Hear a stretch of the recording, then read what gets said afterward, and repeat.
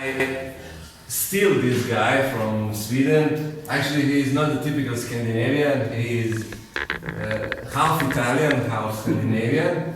It's our pleasure to have him here. I will present him a little bit later. His name is Johan Zanotti and coming from Sweden, and he will jump into the presentation. Start our friendship as an enemy on the court, fighting, of course. That's all good friendships started that way. Then he was working with the Norwegian national team, and in this moment he is in Denmark, starts some new project with his club. I hope you will enjoy with him. I wish you the best. And share your philosophy and your spirit with us. Okay. Okay. Of course I will speak in English. And if you don't understand, you wave your hand and Dragan will translate. Is that okay? Good. Okay, I will try not to stand in the way for that.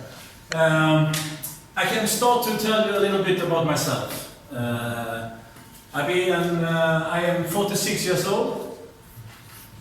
You didn't thought that, right? No, of course not. I've been a trainer since I was 15 years old. So in many years, I trained my first team when I was 15. So I can honestly say I have destroyed more players than I created. You understand that? That is the truth. The first 10 years I didn't know what I was doing, I had no philosophy. But then I became a high school teacher, and by an accident, I noticed that all the gangster boys in the school happens to come to my classes. And I asked them why, and they said, because you make us feel good, you make us feel important. And I thought, maybe I can do something with this in handball. So I started to think about having exercises to, what do you call it in English, to having exercises that spoke to every player in my group. You understand that? And that was much harder than I thought it should be. But I've been working on it for many years now, and I can say the last 5 or 6 years, I am comfortable to work with only that way. Okay? I will start. This is me with my. I'm a head coach for a Division 1 team in Denmark. But I have a project on the side, which is 10-year-olds. I will have them for 4 years, 2 times a week. I will only practice multitasking training with them. And it's a bunch of gangsters. I trust me. Anyway, let's go. Multitasking training is about to try and succeed. But to succeed, you have to fail. And fail. And fail. And fail. Okay? If you don't make it the first time, you get up, you do it again. So, let's go. If this works. Here we go. You see this picture here? It says, for a fair selection, everybody has to take the same exam. Please climb that tree. Who can climb that tree? Maybe the monkey, right? And the bird. The dog, not so much. The fish, never. Okay? This is a problem. Because if the trainer has a team and he doesn't do an exercise that can fit them all, he has a problem. They will think it's boring, they will give up. And they will finish to play handball. They will do something else. Okay? So that is my theory. It's going to be pouring through all the speech. Okay? Multitasking. It's about planning. You can't come to a training as a coach and try to do this without planning. It's impossible. If you start up. Now I can do it because I have 100 different exercises in my head all the time. It's a sickness. It's a disease. For me, it's about beating the time. We have 1 hour sometimes. Sometimes we have 1 hour and 30 minutes. And we have to do as much as possible during this time, right? So, there is different sports. I will come to that. You should beating the time, and the players using the time at its max. Okay? You go pre and you go pro. That means before, during and after. Almost every exercise has a before thing, a during thing and an after thing. So it is not just warming up the goalie. You have the pre-movement, then the goalie, then an after movement. All the time. So instead of 1, you have 3. You understand that? Good. Me, I have to be influenced. I have to see things that I can touch that, I can use that. And my players are my test dolls. You know the doll in the car when you smash? You seen that? Yeah, that's my players. Sometimes they hit the wall, sometimes it goes good. I have to try them, test them, and let them be inspired. Let's see. These guys are about 10, 11 years old. You see, you have a pre-movement, and then you have an after-movement. You see that? All the time, they're working. So when they do one exercise, they have to put on the brain immediately, not to forget the second one, or the third one. You will be doing this tomorrow.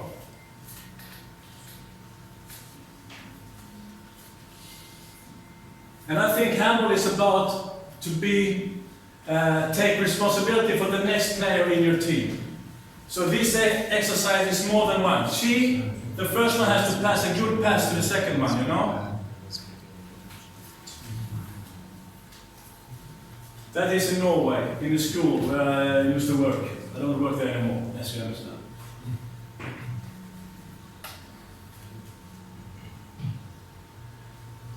This series is quite funny because you will see later on, this is one of the first practices I had with this thing, multitasking. They didn't understand it, they've never done it before. Because when they do this practice here, they have one defender and one who goes on attack, he passes the ball to the defender and then they attack. You understand? Yes. Now we have a double pass and we have much more movement.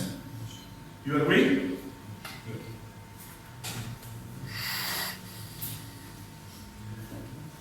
Planning.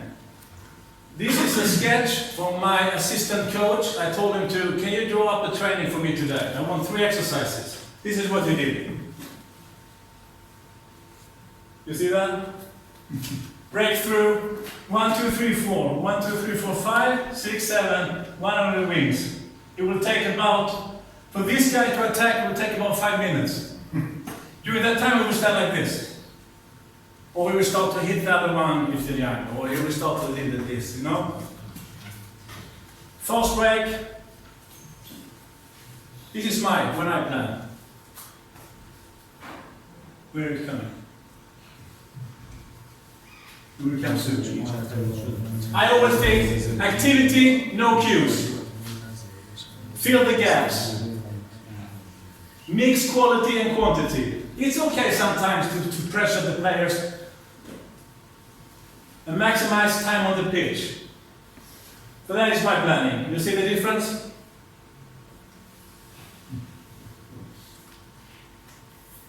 Between chaos and order, creativity grows. That's a good one. I stole it. To misuse time is to prevent development. If you have 1 hour and you just train 30 minutes, you're misusing the time. And there are many different time thieves in handball. Have you ever thought about that? How many times you do things that is not related to handball during handball training? Have you taken the time sometimes with the clock? Water breaks and all that stuff. Have you ever thought about that? I did.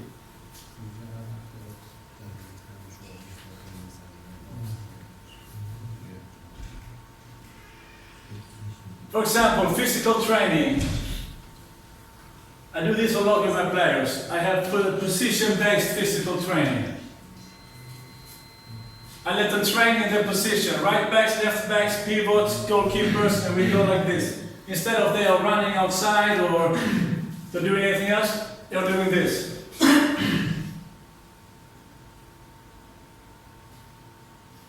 Instead of doing push-ups, they're doing related things to handball.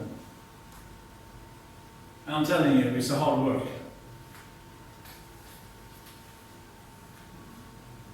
If you want to shoot some shots, you go ahead and shoot, but you have to do this before.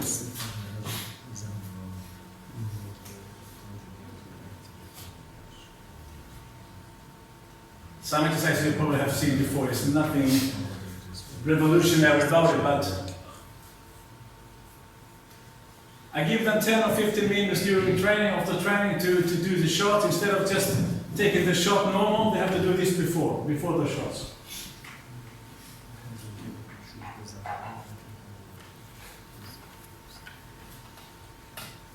This is the last minutes of the training with the Norwegian national team, the Youth 21. They have 15 minutes left, they want to shoot some shots, and I do this.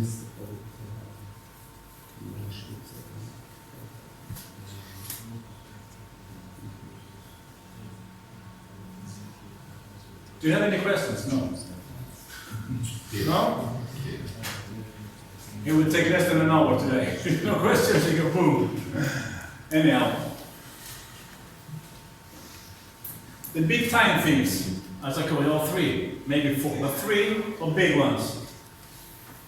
Warming up the goalkeeper. Paris, where are you? There you go.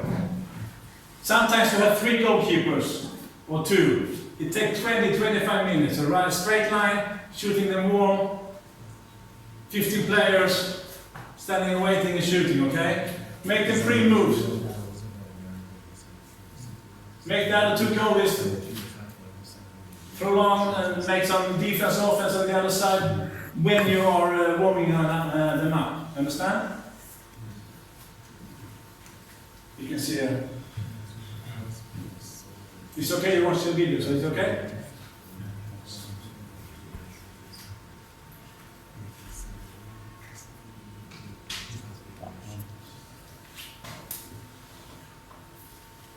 After a month, my players don't really like to warm up the keeper.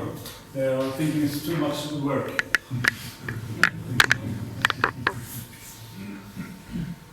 But instead of just standing on the line, you have to work. So tomorrow be ready, okay?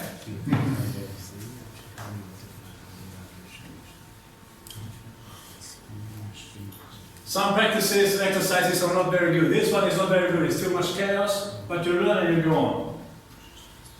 The second one is a warm-up passes. This one, sometimes I let it go. But sometimes I make them work, like this. Coordination, orientation,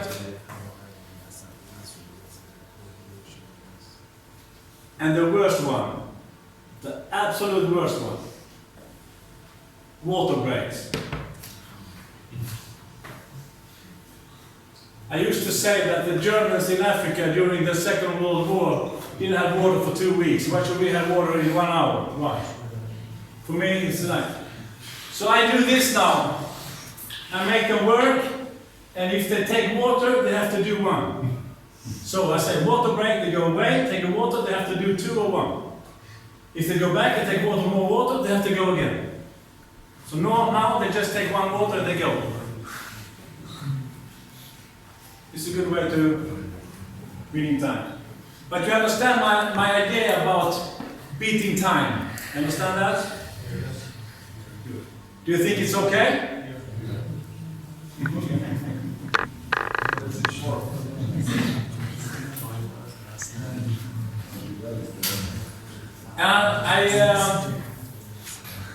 I like to have high activity, and that is to stimulate and to develop, because I think that performance under pressure, if a player can adjust to pressure and high activity, he will think faster, he will act faster, his brain will train under high pressure, and in a couple of years maybe it will be a thing for him. You understand what I'm talking about? Good.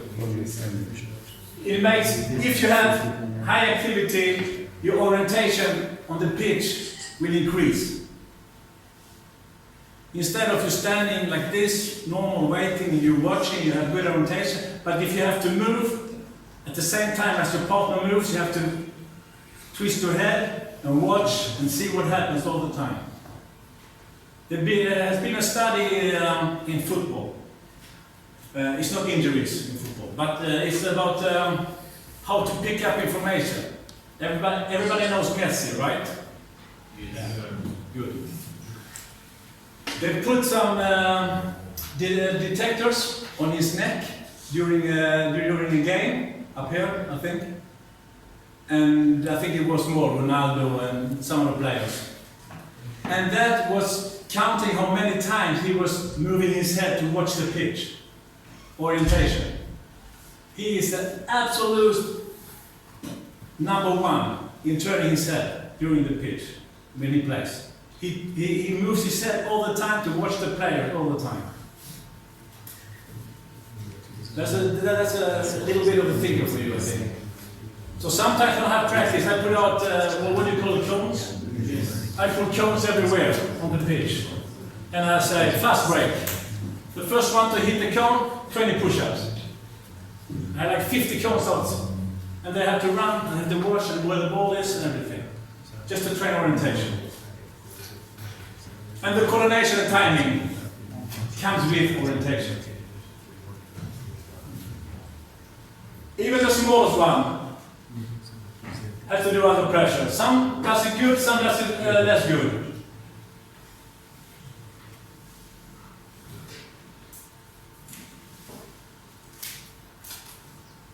This is about timing and orientation. What is your partner doing? Is he running with me? We have to work together.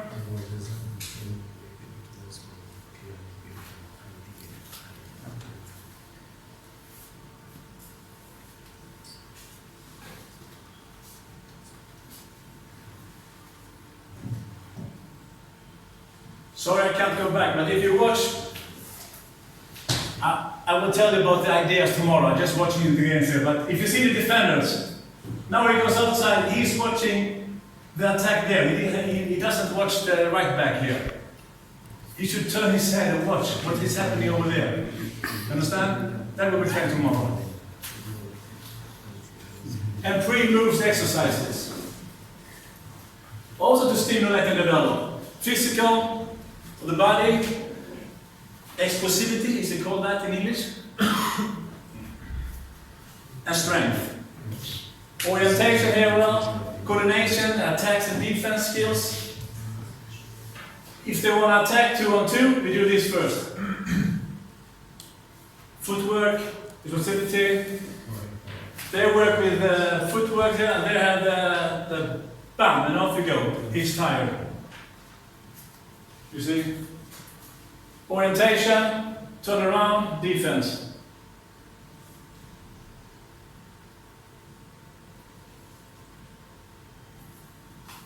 I never go one-on-one. I always have something before and something after. You can't see it here, but up here is a ladder. They work with the ladder and then they go back.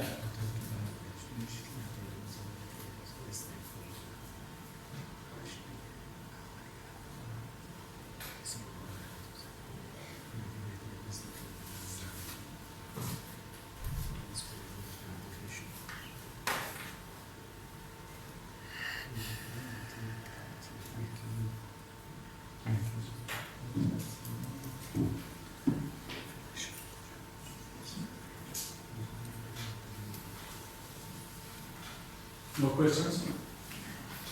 Dragan, please, something. Jump in, not that. I'm ready.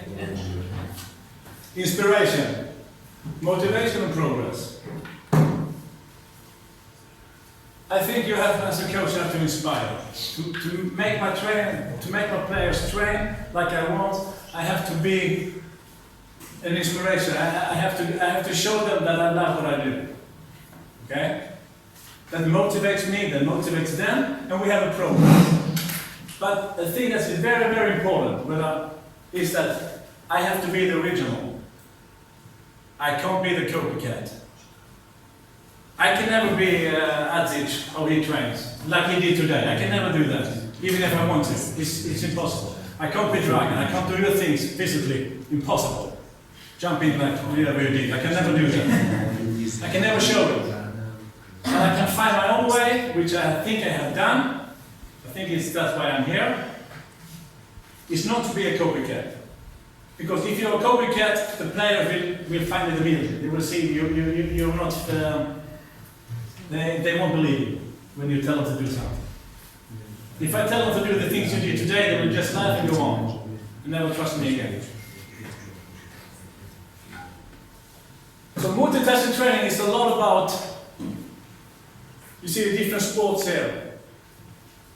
All the practice you have seen today, the glimpse from the videos, is all about I've been picking something there, I've been picking something here. This is a volleyball player. He's quite high, you see? Well, we can jump like that.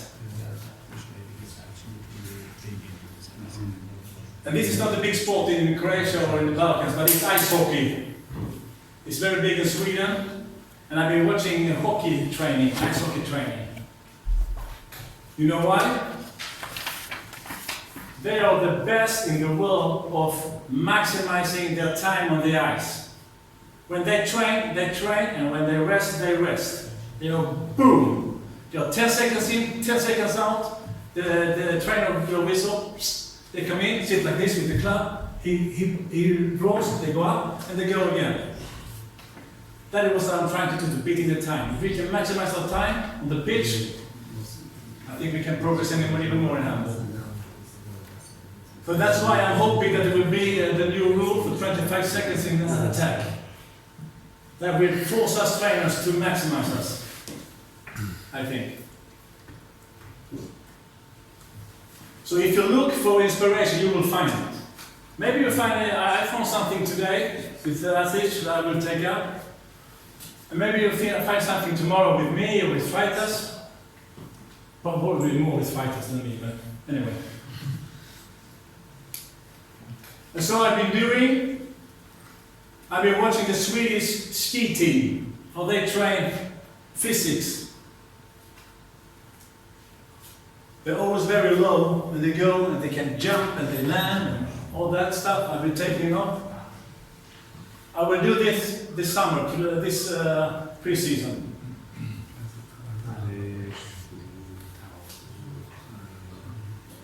So my idea is to get inspired. You see this video? This is Montpellier, how they train. Interesting. So I'm watching videos, I'm watching trainings, and all that stuff. Then I try to pick it up together and try to put it in my exercises.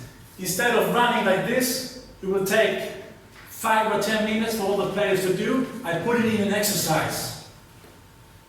You understand? So we're doing that and we train at the same time.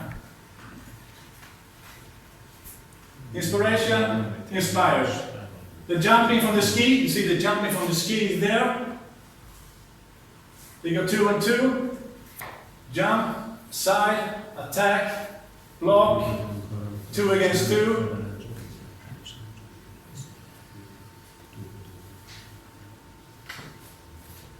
This is the goalie who wants some shots, okay. Different ways of before and after. I normally try to be 3 at a time at one position. This is speed, parallel movement, timing, bam.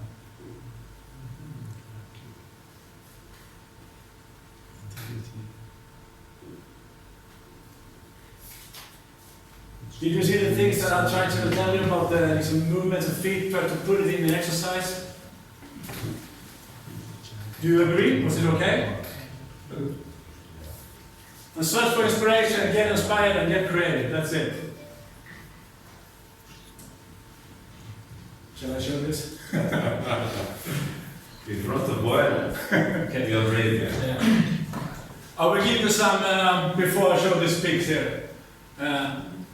As you understand, I put a lot of time to make my exercises, to make my practices, to train my players. Different Zanotti.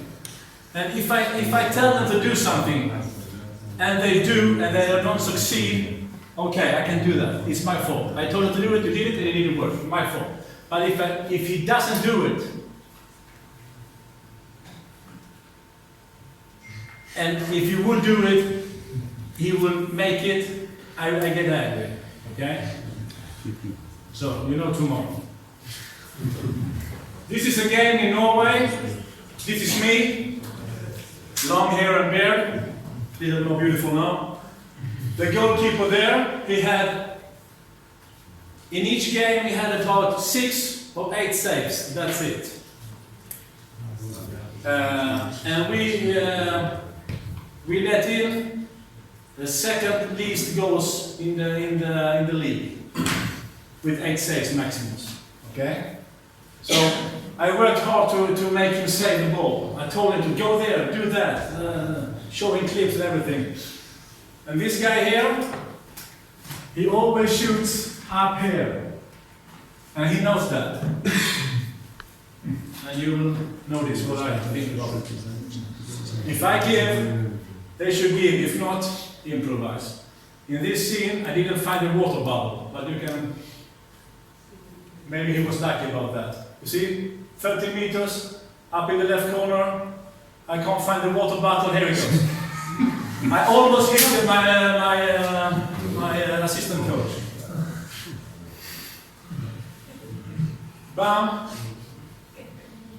I told lost. We are in the lead with 7 or 6 goals. It's 2 minutes left, but it doesn't matter. It doesn't matter.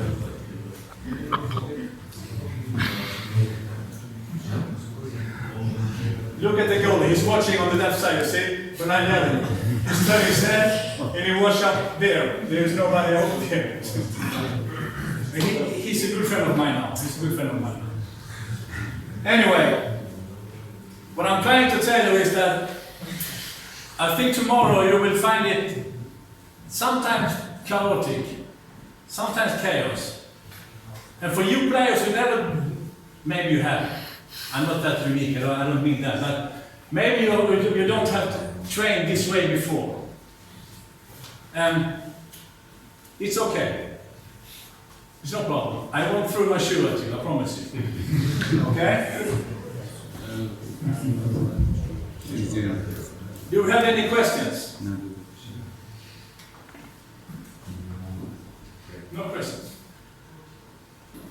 What shoes do you wear? No, I have this one. Yes. Pardon?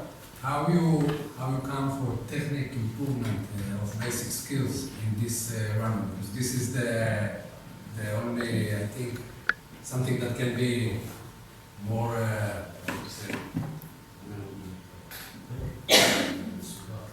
complicated to improve the basic skills when you're running with this. How you make it? Yeah, that's a good question, but the videos here is all high activity. If I want to improve the skills. So it's another training. Yeah, absolutely. I will show that tomorrow as well. If I want to improvise left and right, we do that. But we do a left and right 55 times, but after each time we do a quick step or we do something else, and then we go back to doing that. You understand? So I am very, very. If you're practicing basic skills, we are doing that for sure. But after the practice, the one time we go again and we go again. When you're teaching, you make it like teaching training and then practicing training. Yeah. Was that a good answer? Yes. Okay. Something else? No? First time actually. Did everybody understand what I was talking about? Good. That's the main thing. Then I don't have any much more.